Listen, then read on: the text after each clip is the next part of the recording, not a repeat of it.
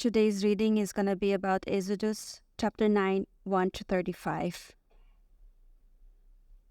Then the Lord said to Moses, "Go into Pharaoh and say to him, 'This is what the Lord, the God of the Hebrews, says. Let my people go, so that they may worship me. But if you refuse to let them go and keep holding them, then the Lord's hand will bring a severe plague against your livestock in the field, the horses, donkeys, camels, herds, and flocks. But the Lord will make a distinction between the livestock of Israel and the livestock of Egypt, so that nothing of all that the Israelites own will die.' And the Lord set a time, saying, 'Tomorrow the Lord will do these things in the land.' The Lord did this the next day. All the Egyptian livestock died, but none among the Israelite livestock died. Pharaoh sent messengers who saw that not a single one of the Israelite livestock was dead. But Pharaoh's heart was hard, and he did not let the people go. Then the Lord said to Moses and Aaron, 'Take a handful of furnace soot,' and Moses is to draw it towards heaven and a sign of Pharaoh. It will become fine dust over the entire land of Egypt. It will become festering boils on people and animals throughout the land of Egypt.' So they took furnace soot and stood before Pharaoh.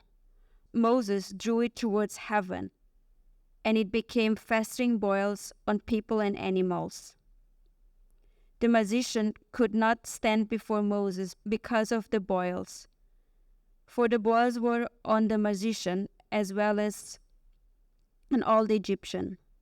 But the Lord hardened Pharaoh's heart, and he did not listen to them, as the Lord had told Moses. Then the Lord said to Moses, 'Get up early in the morning and present yourself to Pharaoh. Tell him, "This is what the Lord, the God of the Hebrews, says. Let my people go, so that they may worship me. For this time I am about to send all my plagues against you, your officials, and your people. Then you will know there is no one like me on the whole earth. By now I could have stretched out my hand and struck you and your people with a plague, and you would have been obliterated from the earth. However, I have let you live for this purpose, to show you my power and to make my name known on the whole earth. You are still acting arrogantly against my people by not letting them go. Tomorrow this time I will rain down the worst hail that has ever occurred in Egypt from the day it was founded until now. Therefore, give orders to bring your livestock and all that you have in the field into shelters. Every person and animal that is in the field and not brought inside will die when the hail falls on them.' Those among Pharaoh's officials who feared the word of the Lord made their servants' livestock flee to shelters. But those who didn't take the heart of the Lord's word left their servants and livestock in the field. Then the Lord said to Moses, 'Stretch out your hand towards heaven, and let there be hail throughout the land of Egypt, on people and animals and every plant on the field and in the land of Egypt.' So Moses stretched out his staff towards heaven, and the Lord sent thunder and hail. Lightning struck the land, and the Lord rained hail on the land of Egypt. The hail, with lightning flashing through it, was so severe that nothing like it had occurred in the land of Egypt since it had become a nation. Throughout the land of Egypt, the hail struck down everything in the field, both people and animals. The hail beat down every plant on the field and shattered every tree in the field. The only place it didn't hail was in the land of Goshen, where the Israelites were. Pharaoh sent for Moses and Aaron. "I have sinned this time," he said to them. "The Lord is the righteous one, and I and my people are the guilty ones. Make an appeal to the Lord. That has been enough of God's thunder and hail. I will let you go. You don't need to stay any longer."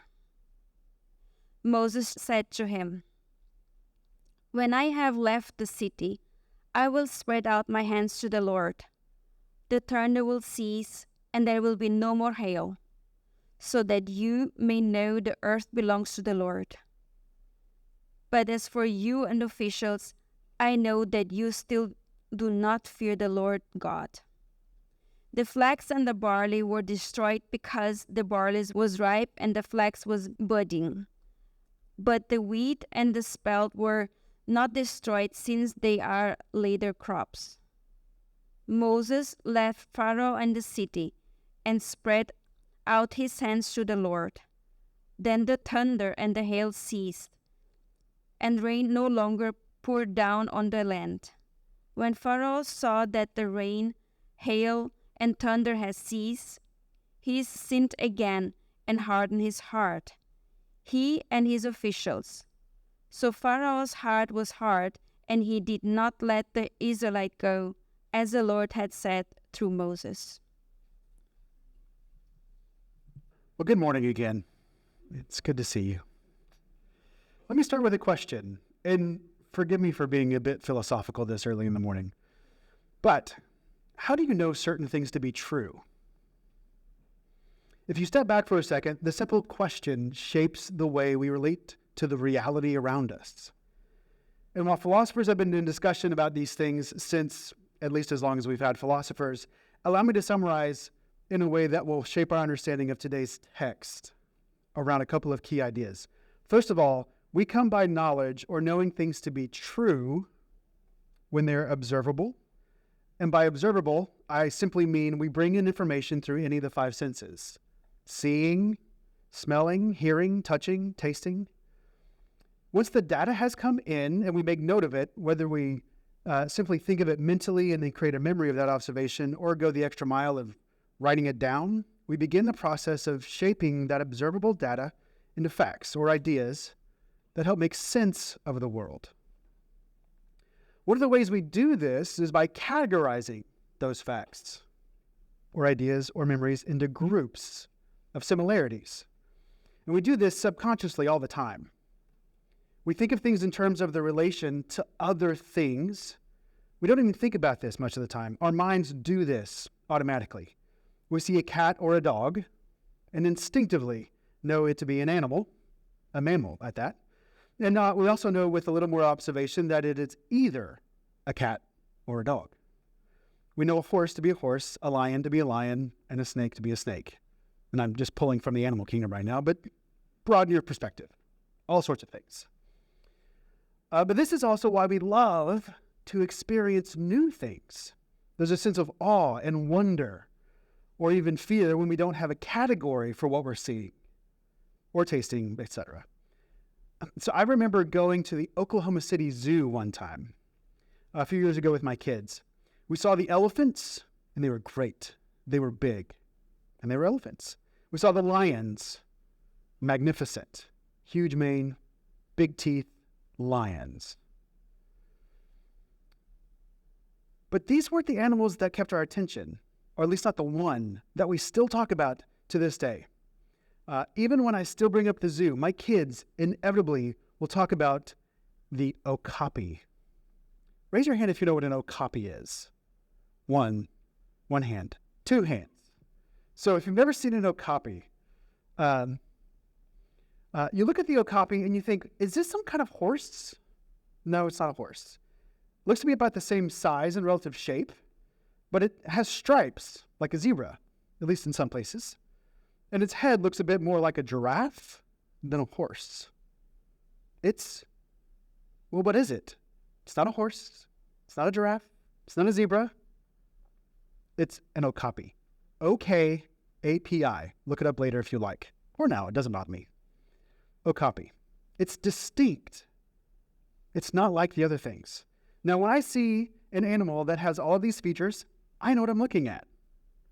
Giraffe head, zebra stripes, kind of looks like a horse, but it's not.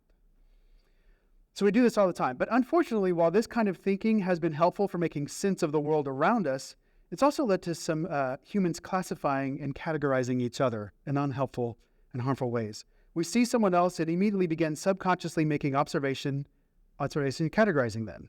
Who are they? Who are their people or their tribe? Are these friends or foes? Just based on observation. We saw the consequences of this pretty clearly in Exodus chapter 1, if you remember, as the Israelites had undergone 400 years of slavery, and that after having been peaceably welcomed into the land of Egypt. But then transfer this idea of the observable into the realm of action, and our categories expand a little bit. Stay with me here. I realize this is more philosophy than we're used to. We not only see things happen, but we also begin to ask ourselves why things happen. Cause and effect can be mechanical and often simply is mechanical. I can set a pot of water under a burner set at a high enough temperature, and I can see that the water begins to boil as its own temperature increases, right?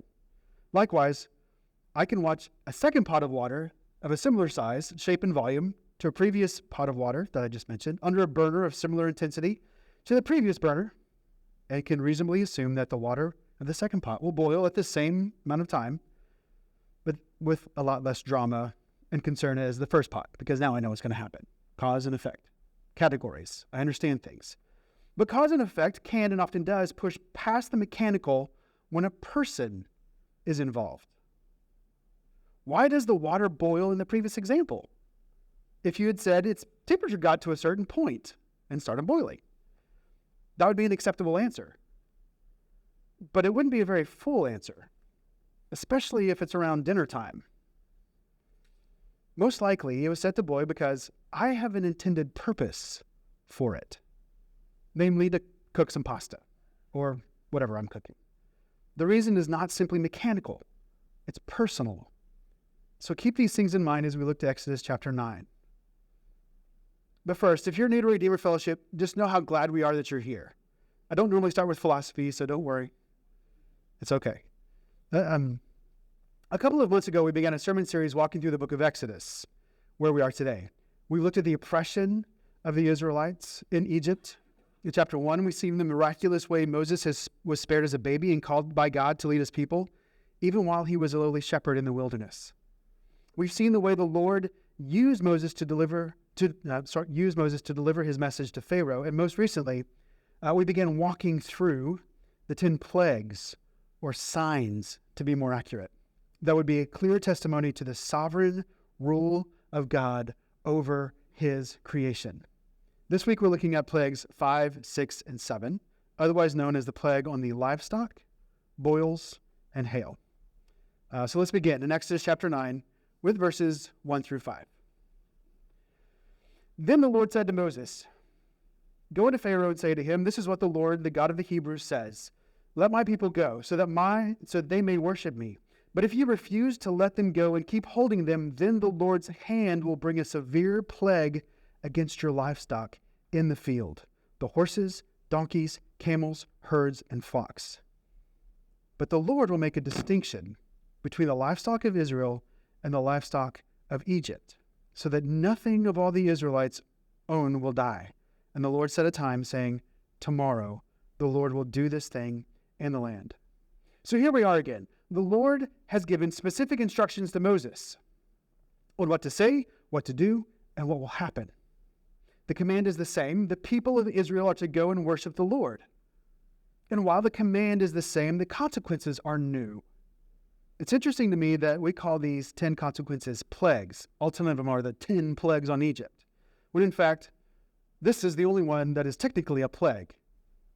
If you'd like to know more about plagues, you can ask Joseph Longenecker here on the front row. I know less. This is pestilence against the livestock. So I grew up in Oklahoma in the United States. Oklahoma's not known for much. That's fine. More specifically, I grew up in Oklahoma City. I'm a city boy, not a country boy. Among other things, Oklahoma has a pretty healthy cattle industry. I grew up driving by cattle ranches and stockyards and the like. So it has always been my assumption when I read this passage that when the Bible speaks of livestock, it means cattle raised in a pasture for their meat or dairy. But I was reminded this week that livestock, otherwise known as domesticated animals, had a more significant purpose prior to the Industrial Revolution. You see, the livestock are not just for eating or dairy or whatever else. In essence, livestock was their large farm machinery. It was their combines. It was their tractors. It was their transportation. So while we could rightly assume that this is an attack against the Egyptian meat industry, it would have been further reaching that the Lord is taking away their means for sustaining this agriculture. Livestock did the work of tilling the ground and pulling heavy loads. Camels and horses were used for transportation and in warfare. But it goes further still. Livestock were created on the same day of creation as humanity. Remember, day 6. And in distinction to wild animals. You have livestock and wild animals. Not only that, we see in Exodus chapter 20, verse 20, that livestock were not to work on the Sabbath. And the firstborn of the livestock were to be set apart as holy to the Lord in the same way that the firstborn of the Israelites were to be set apart. The biblical authors and the Lord himself ascribed to livestock a certain dignity not seen elsewhere in the animal kingdom. Later we'll see in the Passover that it wasn't only the firstborn among the men who would die, it was the firstborn among the livestock as well. But one more note on livestock of the Egyptians. We began this series in Exodus 1, so if you don't remember this, don't worry. You'll recall where the Egyptians and the pharaohs in particular acquired all this livestock. We could read Genesis 47. It was actually Joseph who acquired, not Longenecker, a different Joseph. Actually, Joseph who acquired the livestock. Sorry, I should have asked you beforehand, but you're sitting there and smiling, so this is working. We read in Genesis 47, it was actually Joseph who acquired the livestock from the people for Pharaoh in exchange for wheat during a time of famine. So while legal, it had come at a cost for the people in a time of desperation. The wealth that Pharaoh had acquired, the industry that he was working in, was oppressive. And so God brings judgment against Pharaoh in the form of death of the Egyptian livestock. Pestilence or plague is seen throughout Scriptures as a sign of God's judgment upon a people. Genesis 12 recounts the story of Abraham in Egypt when one of the pharaohs took Sarah as his wife, and a plague breaks out on the whole royal house. Exodus 32, a plague breaks out after the people of Israel, with Aaron as their leader, make a golden calf and worship it. Later on, we see David, when he sins against the Lord by taking a census, he's given 3 choices for punishment. 3 years of famine, 3 months of fleeing from his enemies, or 3 days of plague. Do you remember why he chose the plague? It wasn't because it was the easiest or the shortest, but because he saw it as coming from the Lord's own hand. So take note here in our text that the intensity has increased with this actual plague, while the water and the blood and the frogs and the gnats and the flies would have made life incredibly uncomfortable. This is the first plague that brings death with it. Not human death, not yet, but death of some of God's beloved creatures. We're going to move rather quickly this morning because we have 35 verses to get through. So verses 6 and 7. The Lord did this the next day. All the Egyptian livestock died, but none among the Israelite livestock died. And the Lord set a time, saying, tomorrow the Lord will do this thing in the land. The Lord did this the next day. All the Egyptian livestock died, but none of the Israelite livestock died. So there you have it. Simple cause and effect, as it were. In probably one of the shortest sentences in the Bible, we see that the Lord made good on his word. And the timing, manner, and mode of delivery what had been spoken to Moses and then through Moses came to pass exactly the way the Lord had intended. With utter surety, the Lord's will was done. This is now the second plague to come that brought with it a clear distinction between those who suffered through it and those who were spared. Like the plague of the flies that did not enter the land of Goshen where the Israelites lived, the plague on the livestock only affected Egyptian livestock. And this is the way the Lord described it would happen. The line dividing the pasture lands and stock pens of the Israelites and those of the Egyptians would have been unmistakable. On one side, you see fields with farmhands doing their work, cattle grazing, depending on the type of animal and the time of year. But on the other side, corpses, dead bodies, livestock of all kinds, simply dead and beginning to rot in the Egyptian sun. While the earlier signs or plagues might have appeared to be generalized, these last two were unmistakable. God is making the distinction between his own people and the Egyptians clear. So Pharaoh sends out his officials to check in, and what do they see? The wording here is important. All the livestock of the Egyptians have died, and in contrast to not one of the Israelite livestock have perished. Some will note, those of you who like to read ahead in stories, maybe you do, that the use of all here is peculiar, right? Because we see later that the Egyptian livestock die in a hailstorm. The use of all here doesn't actually have to mean every single one. The Hebrew word doesn't actually need to do that. The range of meaning for Hebrew word could denote all sorts of, or from all over, or even all over the place. The point is not that every single one of the livestock died. The point being clear that livestock from everywhere except the Israelite settlement in Goshen were claimed by the plague. And so what was Pharaoh's response? What did he do when he observed with his own eyes the dead livestock? When he smelled the rotting corpses, when he heard the report back from his officials? In the face of sure economic hardship, the text tells us that Pharaoh's heart was hard. Whether he thought he had the resources to endure what awaited, or he was assuming aid would come, or resources would find their way back to him, the meaning was either lost on him or didn't matter. His heart was hard, and he chose to stay the course. But we'll unpack that in a moment. So next up, boils. Then the Lord said to Moses and Aaron, "Take handfuls of furnace soot," and Moses is to throw it toward heaven in the sight of Pharaoh. It will become fine dust over the entire land of Egypt, become festering boils on people and animals throughout the land of Egypt. Notice the attention given to the process here. In verses 8 and 9, we see the reintroduction of Aaron, although it's assumed that he had always been there all along. We also see the manner in which the plague was to be initiated.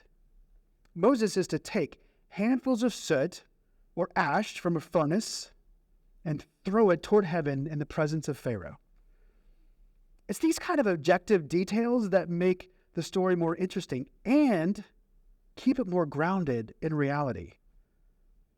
While detailed, there's really no theatrics. It's all said rather matter-of-factly.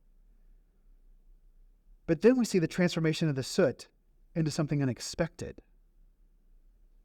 The soot changes into fine dust, and the dust changes into festering boils on everything. And this all happens in the sight of Pharaoh. Maybe this is too much information, but I get blisters every now and then. Not a lot, every now and then. Most often on my hands and feet. I have one actually right now. I was helping my dad do some work on my aunt's house and grabbed a drill and was going to tighten it, and the thing got away from me, and all of a sudden I had this massive blister on my thumb. But here's the too much information. Almost inevitably, and pretty soon, I just like to pop those things. It hurts every single time. I'm not really sure why I do it. I'm not sure if that's the best course of action, but this is what I do. It's painful.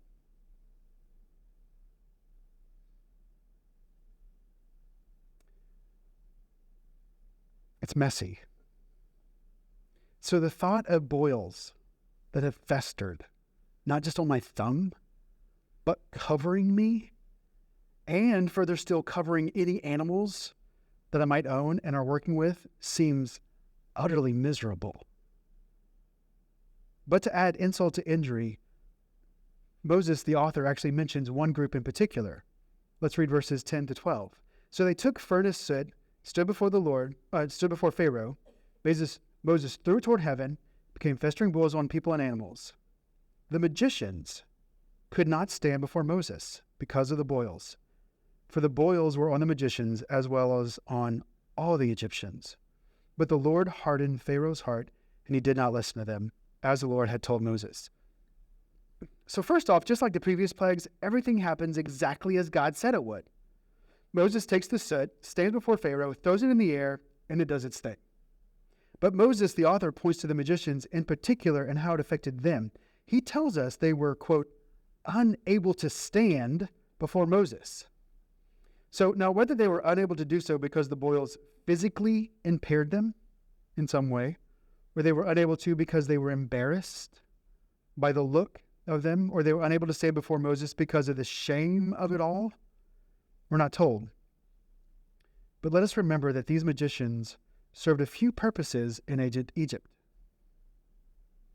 They were the ones who were able to replicate, to some degree, the earlier signs God did through Moses. The water to blood, staff to snake, those things. They also served in the temple as mediators between the natural and the supernatural. They served as advisors to Pharaoh himself, the most powerful man on the planet, politically speaking. And now, they're useless. The ones Pharaoh called on for aid in times of crisis, like these, were themselves afflicted. Perhaps this would be a good time to pause for a moment and ask, what do you make of all this? After all, soot doesn't typically turn into fine dust and then into festering boils when someone releases it into the air. Water also does not typically turn into blood under normal circumstances, nor does plague get to one political border and simply stop. You see, we live in a day and age that conditions us to demythologize certain stories in our Bible that go beyond the scope of modern science. We've been taught implicitly or explicitly to ask what natural event that I do understand would come closest to being an explanation for this biblical event. Or to go back to our previous discussion from the beginning, after observing something or reading something like this that seems outlandish, how do I make sense of it? What's the correlation among these events? Or even still, what natural cause could explain them? In the host of reading that I did for this message and thinking through this, any number of biblical scholars sought to look for what might have been a natural reason for these things. The headwaters of the Nile flooded too much, and they turned brown, and they thought it was blood. For some reason, the water turning to blood caused all the frogs to leap out, and then they died, and this happened, and this happened. The cause and effect seemed mechanical, and yet completely took out what we see in the biblical text. Because it makes a close examination of examination of the biblical record more important. Moses isn't simply telling us the Egyptians and their animals got boils. So it must have been God's judgment against them. He details the story. The details of the story go against that. God spoke. God detailed what would happen. God gave the reason or the cause for them. And then they took place. This is why we can rightly call these plagues signs. In the same way the signs in the Gospel of John point to Jesus being the Messiah, the signs in the book of Exodus point to the sole reign and rule of God over his cosmos. over his world and over his people. The details don't really allow for anything else. But back to the text and an important detail. At the end of this account, after we've seen what the boils did and how the magicians, sometimes called sorcerer priests, were powerless against them, we see that Pharaoh hardened his heart again. Now, we see that Pharaoh's heart was hard. Now, what do we see? We see now that it is the Lord himself, here in plague number 6, who hardens Pharaoh's heart. Just as he said he would do back in chapter 4, verse 21. To quote commentator Doug Stewart, quote, God was controlling Pharaoh in a manner leading progressively to Pharaoh's and Egypt's complete humiliation and tragic defeat. Continuing to resist was the most foolish thing Pharaoh could do, and that it was exactly what God was making him do. And so we come to the third and final plague for us today, the hailstorm. As we've already read, verses 13 and 14, just let me summarize.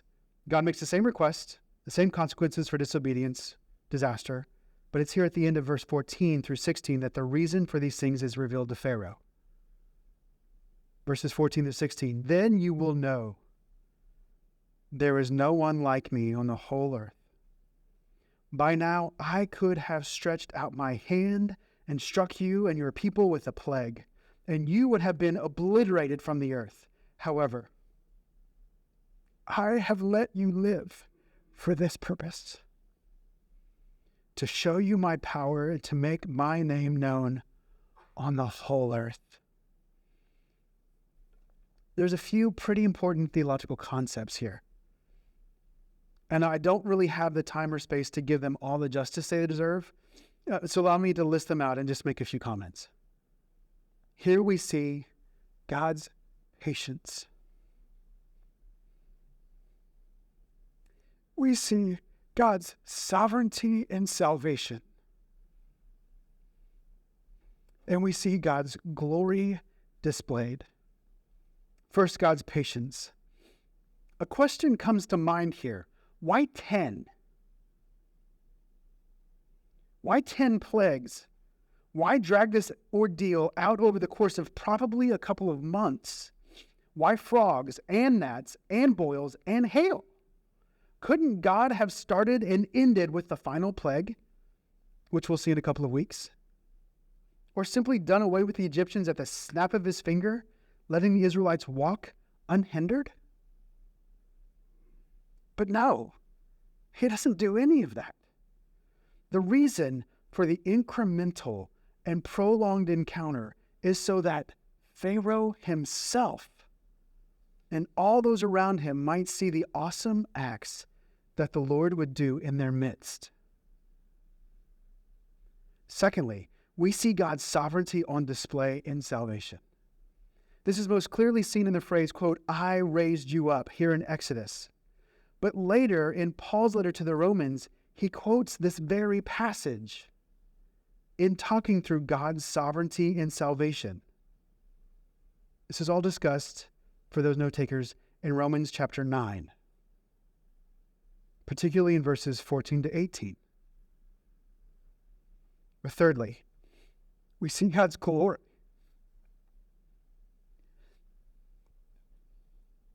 As God himself declares the purpose for these things, to make my name known on the whole earth. The devastation of the world's sole superpower at the time would have made headlines in every major proverbial newspaper in Moses' day. Word spreads quickly on trade routes and in dining halls and in market squares, at least with those with ears to hear and eyes to see. Like today, it's possible some try to explain it all the way by natural bad luck, but perhaps not to a people who are more prone to see the effect of the supernatural upon the natural world. What most assuredly needed correction in their day was the idea of a regional deity. As if there were little God or God's little g who controlled certain countries or areas, and they at the time went at each other. God doesn't allow for that here. He explicitly states his name and renown are to spread to the whole earth. Like we see in places like Isaiah 26, Matthew 28, and practically every book of the Bible. The God who created all things desires that his goodness and grace and kindness spread to the whole of his creation. But as we quickly see at the end of chapter 9, Pharaoh isn't having any of it. The Lord continues with these words through Moses. You're still acting arrogantly against my people by not letting them go. Tomorrow at this time, I will rain down the worst hail that has ever occurred in Egypt from the day it was founded until now. Therefore, give orders to bring your livestock and all that you have in the fields into shelters. Every person and animal that is in the field and not brought inside will die when the hail falls on them. Those among Pharaoh's officials who feared the word of the Lord made their servants and livestock flee to shelters. But those who didn't take to heart the Lord's word left their servants and livestock in the field. Then the Lord said to Moses, stretch out your hand toward heaven and let there be hail throughout the land of Egypt, on people and animals and every plant of the field in the land of Egypt. So Moses stretched out his staff toward heaven, and the Lord sent thunder and hail. Lightning struck the land, and the Lord rained hail on the land of Egypt. The hail, with lightning flashed through it, was so severe that nothing like it had occurred in the land of Egypt since it had become a nation. Throughout the land of Egypt, the hail struck down everything in the field, both people and animals. The hail beat down every plant of the field and shattered every tree in the field. The only place it didn't hail was in the land of Goshen, where the Israelites were. So here we have, in full, the account of the plague number 7, the hailstorm. Scholars actually put the founding of Egypt sometime around 3600 BC, in case you're interested, and the time of the Exodus around 12 to 1400 BC, meaning over 2,000 years of Egyptian history had come and gone, and not a single hailstorm could be compared to this one. Just pause for a moment and try to wrap your head around that amount of time. Back in Oklahoma, we tend to think of weather records in terms of the last century, not in the last 2,000 years. Put it in perspective. You are closer to the time of Christ right now than the people of Moses' day were to the time of Egypt's founding by 200 or 400 years. And this time, it wasn't only the livestock that were destroyed. Everything in the field. Every plant that was ready to harvest. Every animal grazing or plowing that had replaced the ones lost to the previous plague. Every plowman or field worker. All were lost. But again, where's the distinction? Goshen. The settlement of God's people was spared so that all would know. I don't know what's going on. I'll just keep going. The settlement of God's people was spared so that all would know who was sovereignly controlling every piece of the puzzle. Verse 27, Pharaoh sent for Moses and Aaron. I have sinned this time, he said to them. The Lord is the righteous one, and I and my people are the guilty ones. Make an appeal to the Lord. There has been enough of God's thunder and hail. I will let you go. You don't need to stay any longer. Moses said to him, when I have left the city, I will spread out my hands to the Lord. The thunder will cease, and there will be no more hail, so that you may know the earth belongs to the Lord. But as for you and your officials, I know that you still do not fear the Lord God. And just like that, before we can even celebrate, like the father of the prodigal son, seeing that Pharaoh has seemingly come to his senses, Moses throws cold water on the whole thing. In the matter of few verses, Pharaoh confesses and Moses calls him out for his insincerity. But more surprising to me is the way Moses plays along with Pharaoh and his game. Instead of simply saying, "Nope, I know your tricks, give me some assurances," Moses walks through the hailstorm with full confidence, gets to the outskirts of the city, raises his hands in humble request that the Lord might relent, knowing full well that Pharaoh has no intention of releasing his people. And he records the conversation here for us who can't hear the insincerity in Pharaoh's voice. And in his own self-deception, thinking he would get away with it, Pharaoh merely added to his own sinfulness. This next bit of information in verses 31 and 32, I find to be most intriguing. The flax and the barley were destroyed because the barley was ripe and the flax was budding, but the wheat and the spelt were not destroyed since they are later crops. Didn't think you'd hear the word spelt this morning, did you? I suppose I find it most intriguing because I don't find it very interesting at all, if I'm being honest. I'm not a farmer by trade. I take advantage of the agricultural societies and peoples for my daily needs. Thank you, farmers out there. But most of the agricultural culture is lost on me, which is why it's important to pay attention to not only the original author, but original audience as well. Most readers throughout history and most peoples prior to the industrialization of farming lived intimately with the land.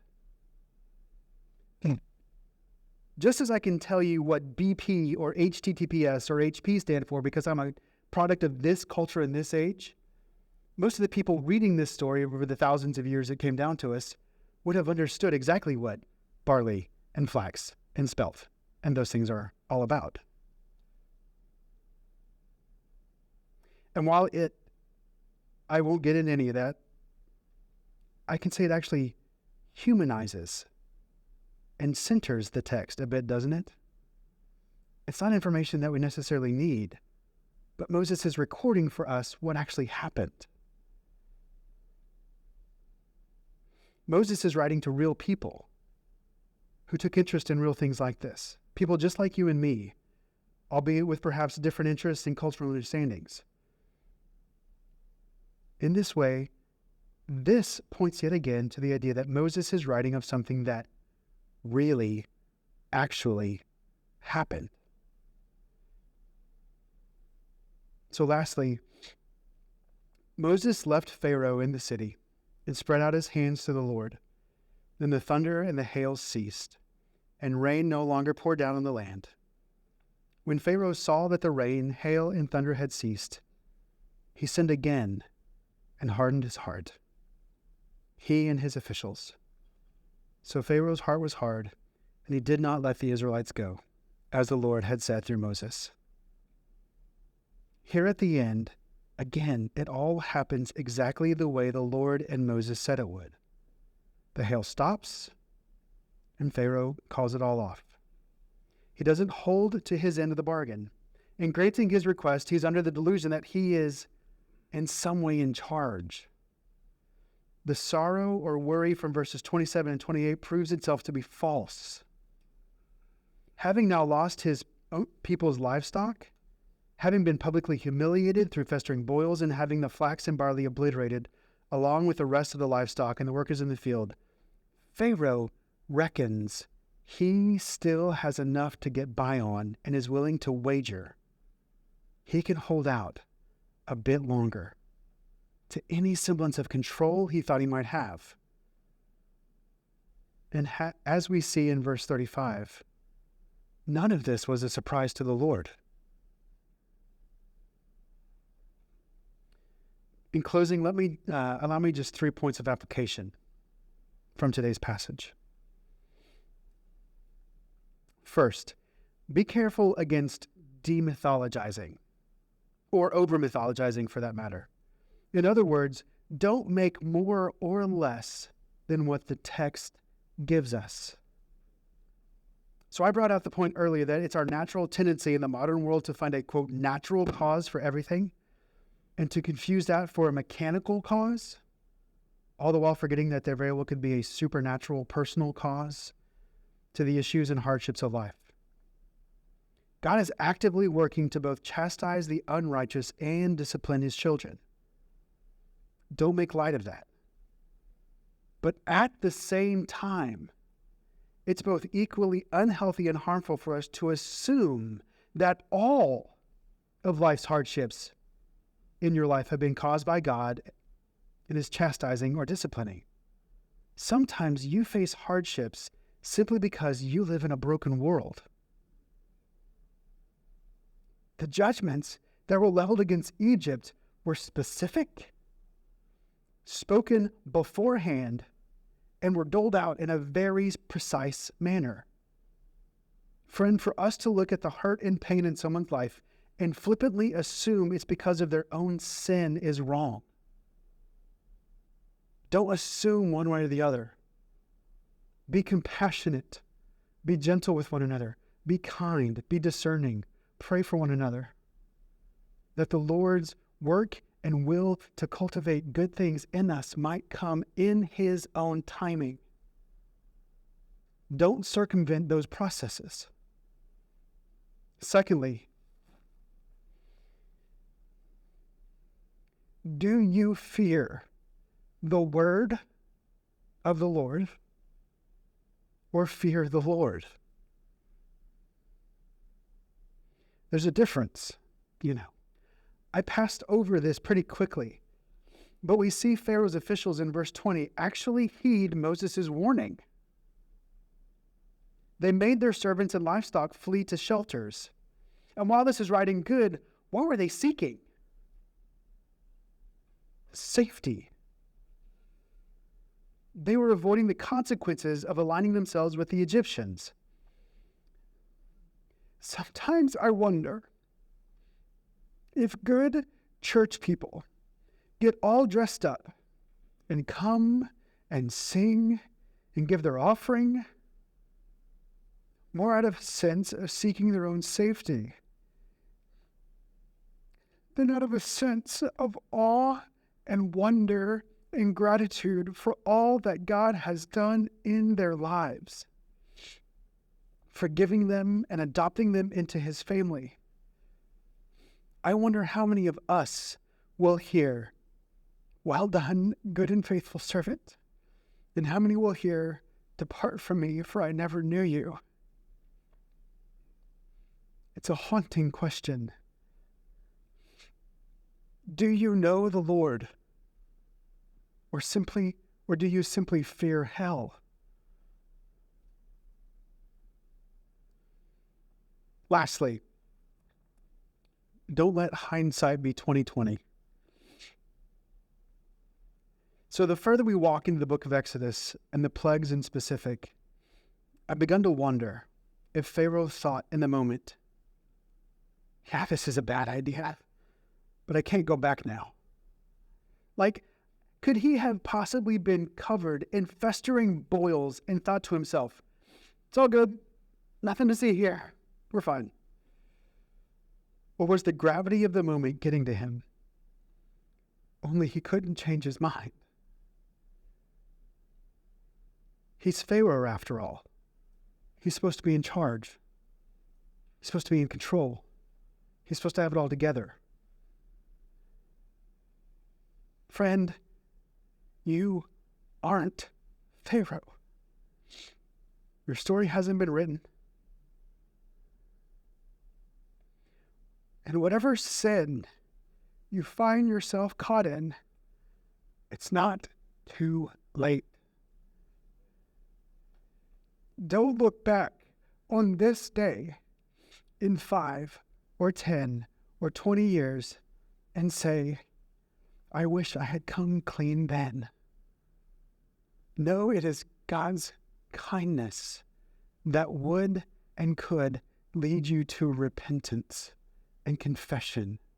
And it's in his kindness that he draws you in, that you might confess and he might forgive, even today. Let's pray together.